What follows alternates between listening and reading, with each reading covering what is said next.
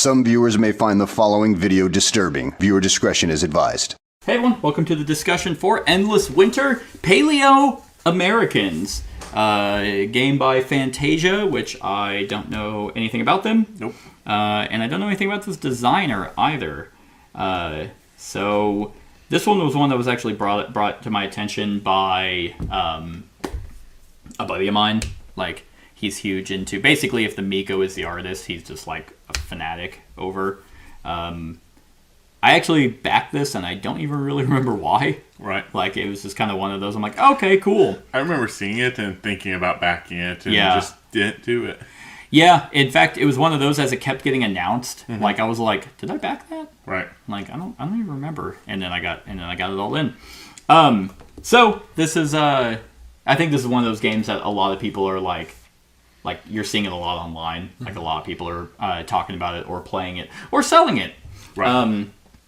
But I can tell you that based off our scores, we are not in the general figure of what I've seen the average to be. Right. But you know what's interesting about that is I think it just all depends on the setup, like how that gets set up, right? How this gets set up, right? How the culture cards come out will determine kind of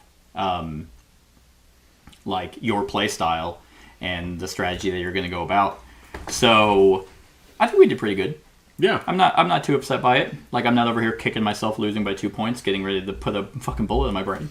But we'll just see what happens tonight.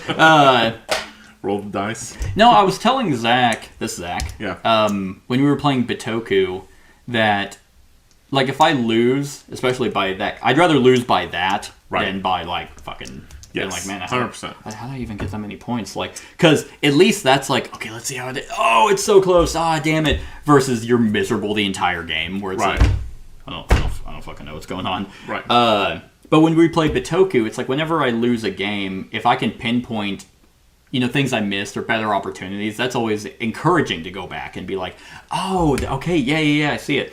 Like, I probably should have hunted a little bit. Right. Especially as heavy as you guys were going into it. I knew, I was looking at it, I'm like, that's going to come back to bite me, I think. But I wanted to see how well the game is balanced. Right.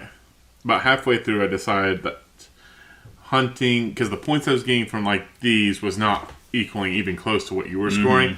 And it's like, the only way I think I'm going to catch up is go aggressive on hunting. Mm-hmm. And it's funny, the tile you took for the tents, my whole strategy was this. Right. I wanted to wipe out all my tents, get them all on the board, and then max that out. Right. I just wanted to see how well does that do. Pretty well. Right. And you can do that. What I didn't do, which would have better...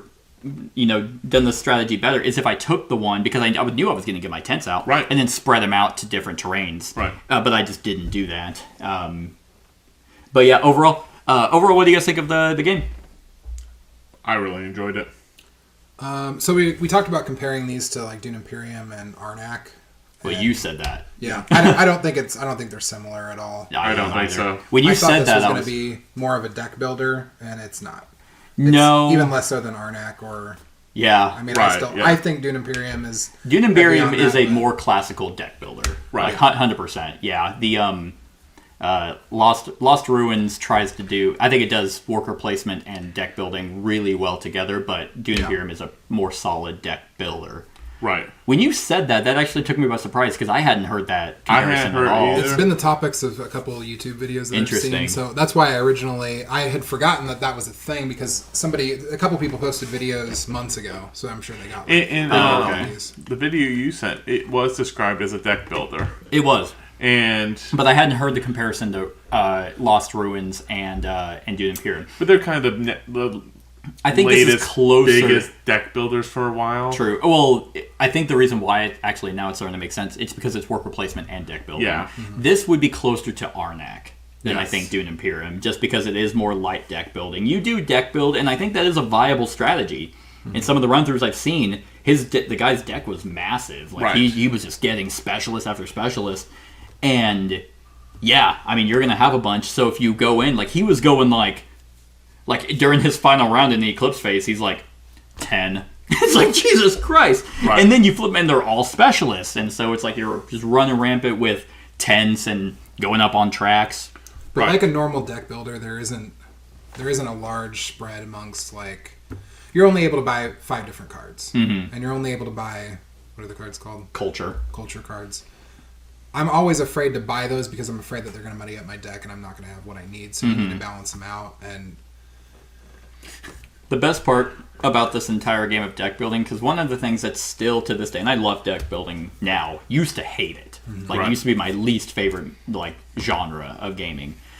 But still to this day, it's always kind of annoying where it's like, oh, I'm going to learn this later. You know, it's like thematically, it's like, oh, we're cultures. We know how to go trekking later. You know, whenever it's like, man, just sure hope I draw that.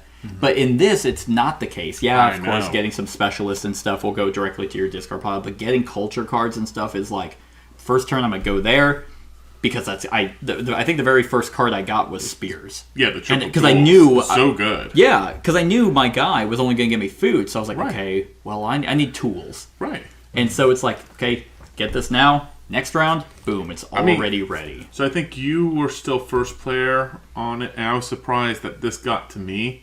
Because, like, you know, it's a point. You lose a card, yes. But you put out one of these, which all of these benefits, for me, it felt good. It boosted up an engine. And I was like, man, and you got them immediately. So I knew when I took it, it's like, next turn, I'm playing it. It's getting out there. Yeah. No, the ones that put out the monoliths are super solid. My strategy hinted I had to do very specific things to be able to max this out. And I wasn't sure, like I wasn't sitting here going, it's not even going to be close. Like I was sitting here like, this might pan out. Like I'm hoping that it's a 15-point swing, but I wasn't like mathing anything because I just don't play that way. Yep. And also you run the risk of setting up for someone else. Right. And so I was like, I don't want to place too many of those out if I can't cap on it. Right. You know. But anyway, you guys can keep going. So your overall thoughts? it didn't really hit for me. It's like, really, yeah, it's a lot of your actions didn't really feel impactful. Okay. Not to mention, I mean, we both complained of the issues. I think it does suffer a little bit from the issue of if you're first at the beginning of the game. I didn't feel that whatever I got balanced out because I was running for the same thing too. And yeah, because of the way that the tiles score, I just kind of skipped that in the first turn and went a different route, which it with out this. for me. But a lot of when I play a deck builder in general, I want to draw a hand and look at my cards and say, "Oh man, I have so many opportunities." And every time I drew, I was just like, I can see that. Yeah, absolutely. Especially because these guys don't really do anything unless you're going to that very specific action spot. And not to mention, it's a worker placement game with 4 spots you can go on to. Yeah. I feel like this is going to get dry really quick, even with the expansion content. There is a lot of modules and a lot of expansions which we haven't played.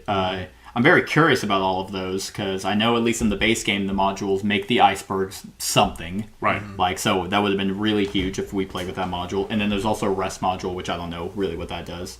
I agree with you. I am very curious about the legs of this game because this is a lot. This with this playmat out, it's like, boom. Right. And then, yeah, it was very much like, yeah, there was something I wanted to do on my turn, but it was very specific of what I wanted to do on my turn. It wasn't like, this isn't like Magic the Gathering, the game, where you're just like, boom, boom, boom, playing all these combos. Yeah. It's, I'm going to do a lot to get a bunch of tents out or something. And kind of, I think, to the point, because all of the cards basically just give you one type of resource, which is, and there's Food only or- 2, well, it's the, what is this? Is this prowess? Was it? Labor. Labor. I mean, labor is used is the majority resource that you use. And then, honestly, I always felt tools was the next most used resource. Food was a little bit, depending, like, it was a cleanup mechanic, like, you needed 3 to build a tent.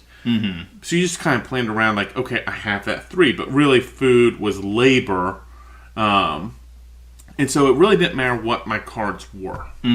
Like this person on the flame was the best of all of those, unless you were going to go and do one of those 4 actions on a regular basis. Right. And I started thinking that through, and that's why I started doing like the craftsman and the mountaineer, was because I'm going to build there and I'm going to collect culture cards. Yeah. And I was like, okay, they're at least now 2s instead of 1.5s. But only for those spots. Yeah. Yeah. Or they're 2s instead of 1s. Yes. That one's a 1.5. So the That's- shaman makes it a 3 if you spend the tool. Right, and the shaman makes sense if you don't care about what spot you're going to go to. You're just going to pick up shamans because they're 1.5s, and so if you get 2 of them, they're not 3s instead of a possible 2 and always 1 Right. value card.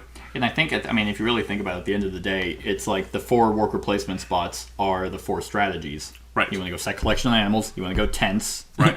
You want to go cards. Right. Or do you want to go cards and eclipse? Really burning, like getting a bunch of cards and then being able to burn them so you can go up on the track that gives you 15 points if you get 7. Well, but it gives you a little bit. So if you get the 15, it gives you 25. it gives you 25 if you 30? can max out. Yeah, no, 25. Yeah, Yeah, it's 25 if you can max out. yeah. Which is not nothing. I don't really think those tracks are like super exciting. Right, because Like- you maxed out your track doing the opposite track and got 15 points. Mm-hmm. So 25 versus 15.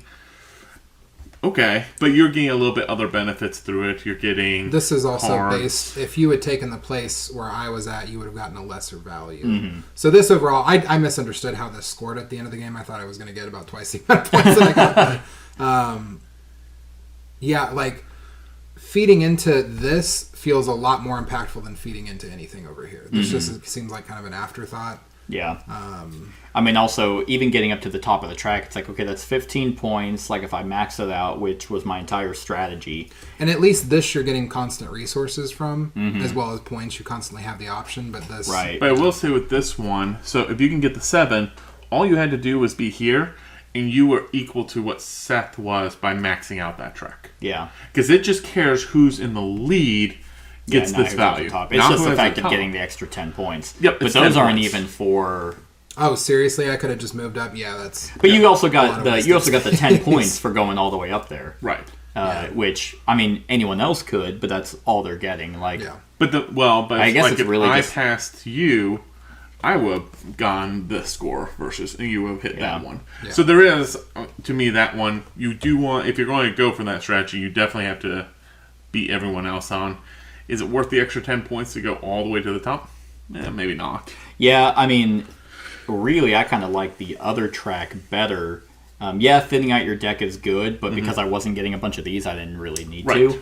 So the other track could be better if you get cards like, if you get shamans and you do eclipse. Right. But where is it? Where are you? Like storytelling. Like if I can get that's 3 points each Yeah. time I use it, and I just go up that track 3 times. Right. But because that one, those tracks kind of remind me of the track in Arnak, but not as interesting. The opposite. Because Arnak that's the game, and like this is... That's not the game. Yeah, the other one is like the research track is kind of like a major And you're right, portion of it. Arnak's a lot more interesting than this. Right, is. especially because now with the expansion of that one, it changes. You have 4, I think, research tracks. Right. So, the one thing I actually didn't really like is I think these stone pillars are lackluster. Yep. It's, okay, Arrow 1 is, just where they're at, Right. where your villages are at, and the other one is tapped animals. Right. Okay, so I guess I'll go after one of those 2. And honestly, what was more annoying for me is because there should be more contention of where you're going to place. Right. So, whenever I first grabbed the iceberg one, it was like, oh, this should be for each tile you're touching. But it's for each hut. It's for that each has- hut, which I find kind of annoying. Is most of what the purposes of placing there just to get these open? I I don't really get that many points from placing out there. No, monoliths are good. It also gives you your resources so you don't have to rely so much on... Yeah, but that's one tile. But so I got this beginning of the game, so it's 8 points. Yours, you got pretty early on the iceberg one. And you were scoring, I think, 6 4 points, and 4, then 6, 6. then 8. So No, 4 then 6, yeah. So pretty decent value for what it cost you to get it. The problem is, I agree, there's no contention. I could build to try to stop you, but there's still a lot of spots where you can go to touch the glaciers. to me, I built them because I wanted the Eclipse point stuff from it. Right.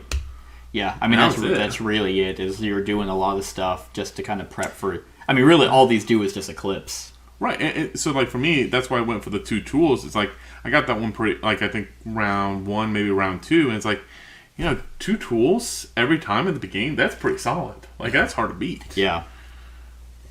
Yeah, I mean, it really just kind of depends on how these are coming out. Like, if there if there were more grasslands, like, because those are 2 points in the Eclipse, like, if you could, imagine if, like, it was all grasslands. Right. In a set of 3 and first person there. But that is the thing. And part of the reason I say that is there's so much thought that goes into that particular part of the game. Mm-hmm. Of, am I going to get to the place where I need to get to before somebody else gets it? What am I going to get for that? Mm-hmm. Do I need more of a presence in order to beat them out on a certain space for limited results? Yeah. Yeah. All this is just like, okay, you take it and you see what happens and it's quick. And like that seems long and drawn out for just as much reward as you might get over here. Or less. Or less. Yeah. Maybe half of that. Yeah.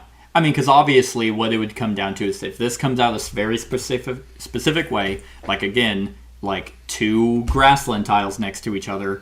Or I think there's 2 of each. I don't know if I can't remember if there's 3. But, and first player, oh, lucky me, I drew the 1 card. Obviously, someone's going to bull rush there for 4 points. Yeah. Right. Because I'm going to go here. I have the labor to drop it and move it. Because in the run-through I watched, they had already mathed it out. It costs 4 labor. 4 labor for you to be able to build a village first turn. Yeah. Every single time. Because you already start with 1, move it out 2, then so it's 2, 3. Move it out 2, 3, 4. Yeah. Yeah, it's 4 labor. And then you're going to most likely have 3 food. Right. To be able to immediately get it out. So, and I actually find that kind of annoying. Like, don't get me wrong, I love games where you fight for initiative. Like, because to me, it's always first player is... I actually think that it needs to change. I don't think a monolith should be the first player because you already get so much dibs by being first that you're also equally rewarded even more. Right. Being like, oh man, I get to place a monolith down, which could get me. I mean, if you set it up, that'd be 8 points. Oh yeah. If you happen to get them all 4 of your own color, it's like, oh, I get to do that as well as get to go first on where I want to go. Oh, the culture cards just happen to come out, and man, that's a perfect one for me. Right. It's too powerful to go first. It's like in most games, because if going first is such a big deal, you get nothing. Yeah. It's almost where the reward should have been flipped. Yeah, where if you're like last. Because honestly, it's like, yeah, if you're going heavily on that, I keep saying monolith, I think it's megalith. Megalith. I almost felt that drawing a card or going up on that track was better. Oh, I did. That's why I tried to hit the double card draws as often as I could. Right. I know Zach, like, I heard Zach's like, when I took it from him. Which one? There's a double card draw that clearly you were going to go grab. Oh, okay. And I took it, and yeah, because it's a deck builder, so for me, drawing cards and cards were limited. Yeah. That was one of my strategies was I'm going to try and hit as many things to draw as many cards as I can. Right. The only thing I really didn't do was I figured it was too expensive for the 1 card draw to try to throw this 3rd one out. Yeah. And the way that these were set out, the way the glaciers Right. came out, it wasn't as tantalizing as the way they were set out, I was thinking, oh, obviously That one's great. that. Yep. And then when someone grabbed that, it's like, okay, well, I have ways to get meat, I have ways to get tools, I don't really give a shit about any of this, and the 2-point location is locked up. Right. So, I mean, yeah, there's like, the more, because here's the thing, is this game's coming out, and it's busy. Looks really good. A lot of people like the Miko's art.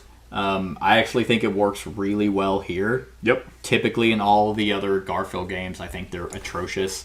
The humans, I want to vomit whenever I see them. But here I'm like, no, this looks extremely clean.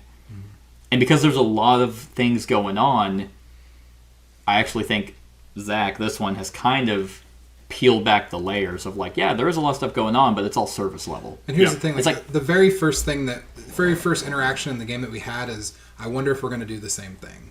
Right. And Yeah. I was going to do the same thing. I wasn't going to that place because that black tile blended in with that. I couldn't even see it until the end game scoring. I didn't even see it until then. I didn't even know you guys were placing on that because of that. But I was going to go to that space to We shoot could have out been cheating the whole I time. know. We could have played, man, because you want to try to claim your area as quickly as possible. Yeah. And I know that there's tile scoring at the end of it, but that shouldn't happen. There should be multiple possibilities, in my opinion. I mean, anybody can build a game the way that they want to build it, but the reason why I like deck builders is the same reason why I like point salad games, is because there's opportunity.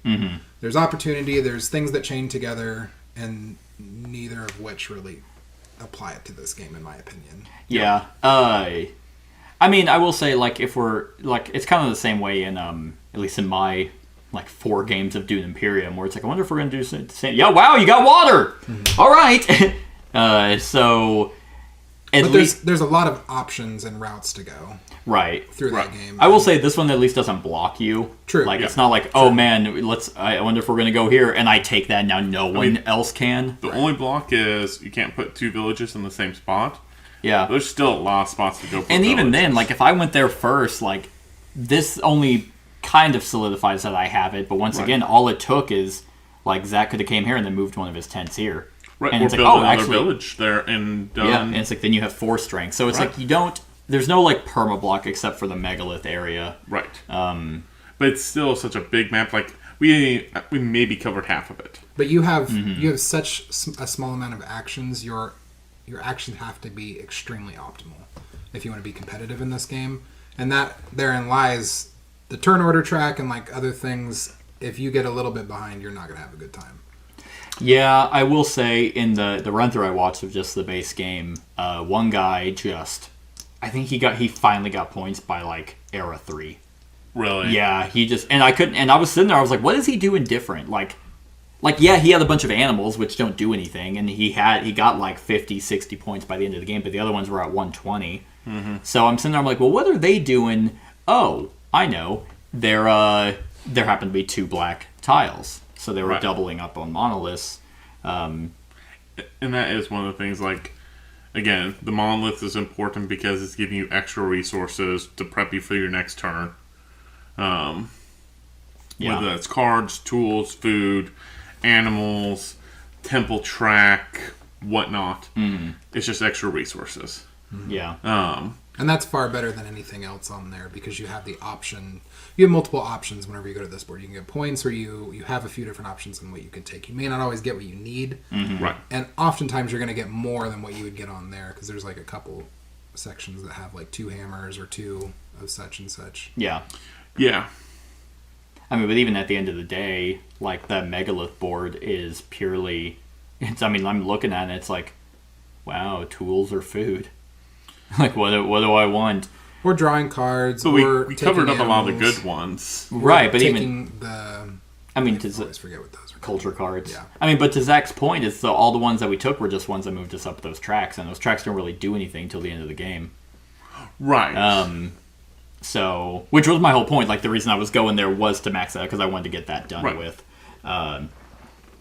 But yeah, like, I guess, so once you, it's kind of like, it's this, everything that's here, which looks extremely impressive. Like, this is going to have table presence where it's like, oh my god, there's deck building, there's tracks to go up, there's that thing. That kind of reminds me of little, like, only just because of the stacking Teotihuacan. Right. That's the only thing. It's like just putting on top. When you have area control, it's kind of like an open world video game where it's like, oh my god, the graphics are amazing. Then you get into it and you realize there's nothing to do. Right. It's like Sea of Thieves almost, where it's like, wow, this game looks amazing. Then you're like, so we just sail? Right. Like, is that really all we do? Yeah. And it's still very tense. Yeah. But every time somebody, because they're, like you said, you can't necessarily jump on somebody's action and take something, but there's a third of that. Whenever somebody jumps on a little thing that you were going to do, it's not like you have a lot of other options to like circumvent that in another way. Right. You just kind of got to roll with the punches. Yeah. Which can be frustrating.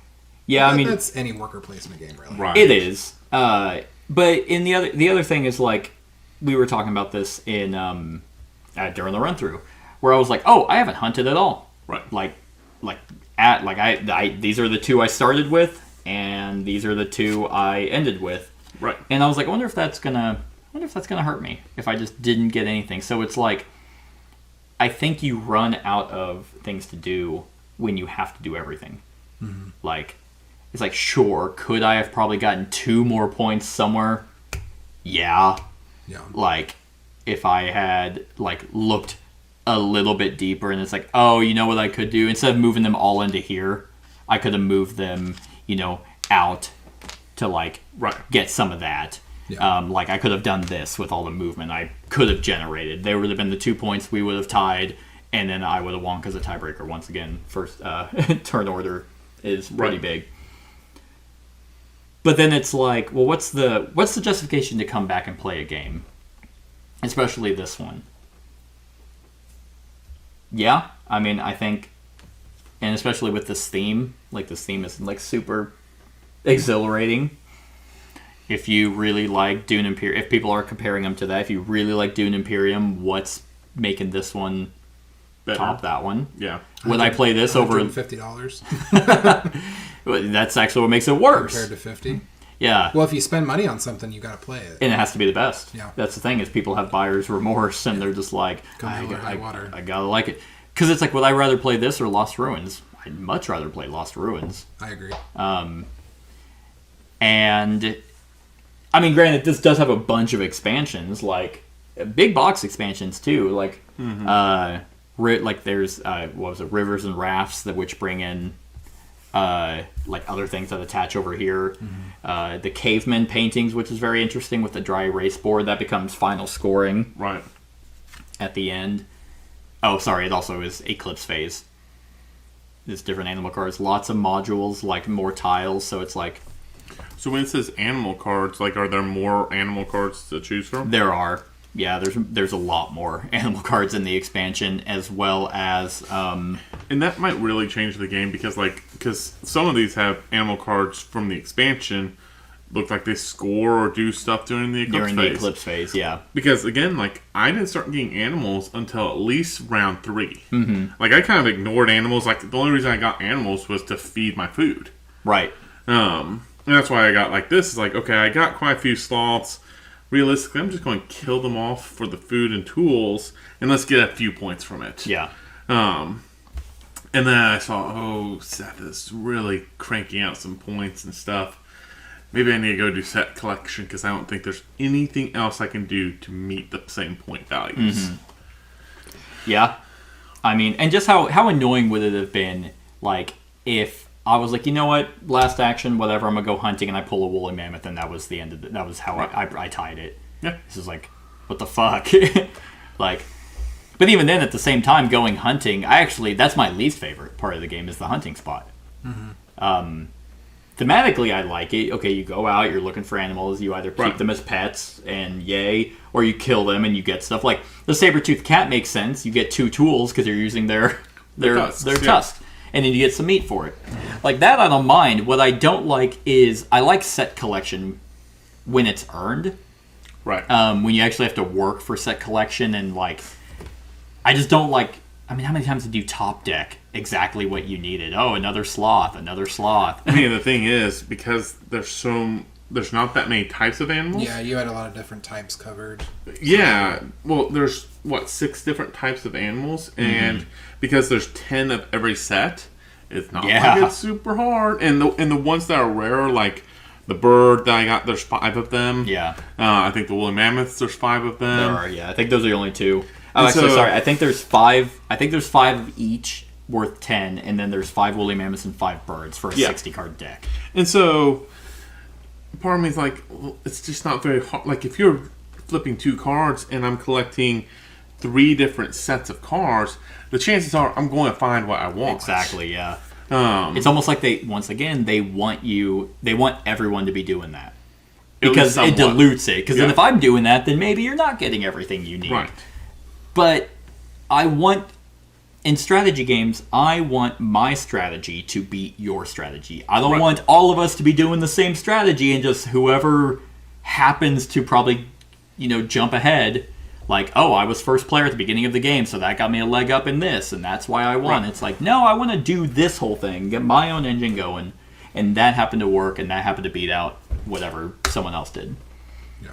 But here it just, I mean, yeah, they try to differentiate it with the culture cards, but even then, it's like, oh, that places tents. That also places tents. Right. Like, what's the difference between these two? Oh, I mean... Like, oh, this one gives you a point. You have to discard that one. You have to pay a food. So, literally, get I a new saw, worker, yeah. and a tool, and a food, and I'm like... I saw you play both those. I thought you had the same card. Yeah. I was like, oh, no, It took me a second to realize there was multiple, because I did that twice, because I got another one. So, these two pay a food, and both draw a card, but one gets a person, one gets an animal. Yeah. And I didn't care about the person. The animal one I did care about. That's why I bought that one first. But I'm like, 2-card draw, because what I was trying to top deck that card or one of my other monolith cards, and that's why I bought them. Right. I'm just going to try to top deck.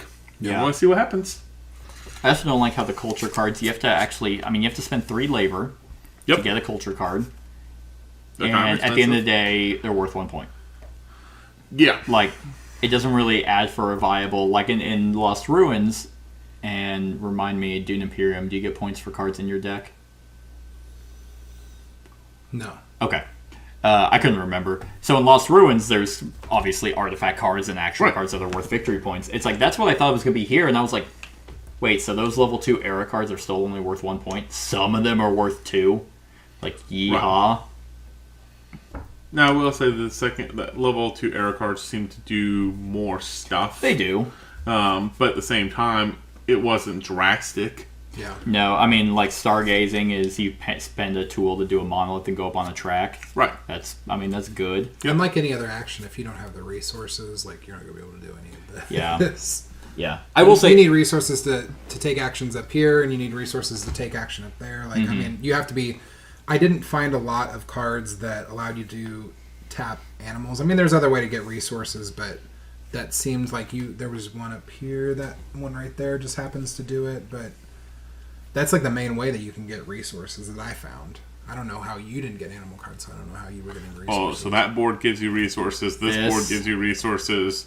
Gotcha. Our leaders gave you resources. Yeah, I never had to worry about food because of that, and then Right. over here I was getting food, and then also my spears, so I never had to worry about tools. Gotcha. Yeah, I never worried about tools because until you took it away from me, I was getting 2 tools per turn. Yeah. A tool here, double card draw. Yeah. Tool from that guy, and then I did food from animals. Yeah. I mean, then I did eventually. I mean, I killed him to get the 6, and then at the end killed the woolly mammoth to max out. Right. But I mean, I was never wanting. I really feel like you'd have to. I don't know. I felt like getting tools and food was relatively Yeah, I never felt easy. wanting. Especially all it takes is like you go here, drop 1 tent for a tool, and then spend 2 movement, and you jump over to this one that no one's touching. So Right. that gives you the two food. Yeah, I would imagine this game would get a lot more diverse with its expansions. Right. They seem to add a little bit more. So it's like this is obviously a review over just the base game. Not saying that I don't think the base game is bad by any means. We'll say it feels lighter than Dune or Arnak. Yeah. And so I guess in the art and everything looks great. So if you have a I was group like, what the hell is that? I think it's if a pile is out, Yeah. you get a point. Um, That's kind of what I was thinking. yeah, that makes sense. So I think if you have a group that those games are too heavy, then this works for it. But I don't think so. I think You don't think so? I think this is a little heavier than Lost Ruins, but I also think Lost Ruins is pretty light. Obviously, not counting the expansion that gives you individual player powers, and only because Lost Ruins is kind of succinct in its board. Like you only have 2. Similar to here, like you have coins or movement. Right. But I think this area control and then that slight weird area control is already a little bit more than Dune is the heaviest of the three. Right, Yeah. 100%. I think with Arnak, though, that you can clog up spots, and you do have to worry about what the icon it is that you need to go and travel into a location. Because you can't just Yeah. use, like, boots to go anywhere. You have to have True. cars and planes and... Yeah, so maybe they're about the same in terms of difficulty. So yeah, I mean, well, Zach, way to bring it all down. Because I was like, yeah, all right. Then as you're talking, I'm like, yeah, you're right. Right. Huh. Well, boo. And it's also because I lost by 2 points. This game sucks. Yeah. That's it. That's all It's- we said. I'm 7 years old. Yeah. That's really what it is. Right. I'll always have the time we played Viscounts with all the expansions. Yep. And I had 1,000,000 points. Yeah, it's like, let's just be done. I was like, what time you need to leave? It's past that. Yeah. Oh, so what I was going to say, actually, a benefit of the game, I actually do really like the hand management. Yeah, I do. Like, I think that's cool, where it's like, hey, you can actually play as many cards as you want on your turn. That'll be it, though, if you burn your entire hand. Yeah. I almost wish it was a little bit tighter, though, to get card draw. Just because it seemed like it was so important for you to manage what's in your hand. And literally into the game, I'm like, yeah, I'm drawing 8 cards. Yeah. That's my whole deck. Yeah. Boom. I just have this massive hand of stuff to do. Yeah. Yep. So, yeah. I'll say, for as unique as they're going to put out like these chiefs and where like they give one little special power, I wish it was a little bit more. Yeah, I wish our tribes were more individualized. Right. Like the very fact that no matter what, it's either 2 food or a tool For the same location. for the same, different locations for each one of us, but still, the answer is still, for me, is like, that it's not unique. Yeah. I picked food not because I was actually, not because I was going for this strategy. It was because you guys picked tools. Right. I was like, okay, I'll do something different. Right. Let's see if it's hard to keep tools up. Oh, spears? Okay, never mind. Yeah. Yeah, it would have been cool. I feel like, once again, this game, and Zach didn't turn me off enough to be like, I'm just going to get rid of it. I don't care about the expansions. I want to try the expansions. Yeah. Like the modules that add in different types of cards, that add in different animals. The glaciers, the glaciers the thing. animals. And because it's a modular expansion, which I always prefer, it's like, okay, this game is not difficult, which I guess is a benefit to a lot of people. It's not so tedious. At least I didn't feel like, throughout the entire run through, I was like, okay. Like, I wanted my turn to come back around, which is a good sign. Right. So it's not like so mind-numbingly where you're going through the motions, where it's like, oh, it doesn't even fucking matter what I do. Here's my turn. Okay, I did this, and that's it. Go. Like, I was constantly thinking the entire time. So it does have that going for it. And so, yeah, it's like, okay, maybe I'll try with the cave paintings, the gimmick of the I would absolutely play this again. I just don't think it's as strong as Arnak or... I still agree. Arnak is a 9 out of 10 for me. I think even in Bitoku, which we played recently, the cards don't do much in Bitoku. Yeah. But the order in which you play them is very thinky. Like I was like the and- cards. and Yeah. Which way Yeah. you're going to take your action before you place your card, and that to me is interesting. Again, every time I got a hand of cards, I'm just like, I'm gonna go 2 here. cards. And I just, guess I need a thing. Like, because there's none that are particularly strong. There's these bottom effects, but yeah. you Yeah, can't well, see, and overload that's your the thing. hand so much because there's only 5 cards, so you can't. You have to make choices on whether you're going to use them for the eclipse or not. Pretty much. Yeah. But And if you're most- set on doing a particular action and you want that benefit, that it's Yeah. Actually, that's a good point, because with Bitoku has set collection, that feels earned, Yeah. or like you're like planning, and it's like because of the dice placement. And the only way to get the set collection is you have to then be like you have to unlock a dice, place it, and then move it over, which means you're weakening your die. And it's like, do I want that top card because it's better than what I got? Nope, I'm going for set collection. That felt like it was earned. And I think that was even close. I think it was like 3 or 4 points difference between you and I, because you didn't let me have that final set. But that's the thing, is like, I can't, in this, because the hunting deck is so diluted, I can't be like, oh, he really needs a sloth. Right. fuck, there's only one left, or there's one available. Boom, I need to take that. I don't want to, but that's going to stop him from getting it. It's like, if I took a slot from you, who cares? You're just going to go there and just funnel through it. Yeah, I took one so he wouldn't get it, and I think you got one after that. I do 2 more. Yeah, because it's like there's 10. Yeah. So it's like... Well, and the fact that it only took 1 power to flip 2 cards. So, like, literally, I spent, 1 turn just filling the entire thing up, and it's like, yeah, those will work. Yeah. Right. And then, because you can just do those freely, it's like, all right, I have a bunch of labor. I'm going to flip. Oh, lucky me. 2 of the same ones that I just needed. Okay, 2 hammers and 2 labor, and now I'm picking them both up. Yeah, because in Bitoku, when we were playing, it was at the very end of the game, and I think there's 7 of those spirits. I had 6 of them. I think it was like 25 points if you got all 7. I was like, I'm going to go for all of them. I had 6, and the one that I needed, there was only 1 that came out, and he was in first, and I was like, maybe he won't go get it. Maybe. And he also needed it, and I was like, maybe he'll just forget. He didn't forget. Yeah. So, but even then, it's like, yeah, I had to work my ass off for these. Did you have to work your ass off for your stack of animals? No. So, I don't know.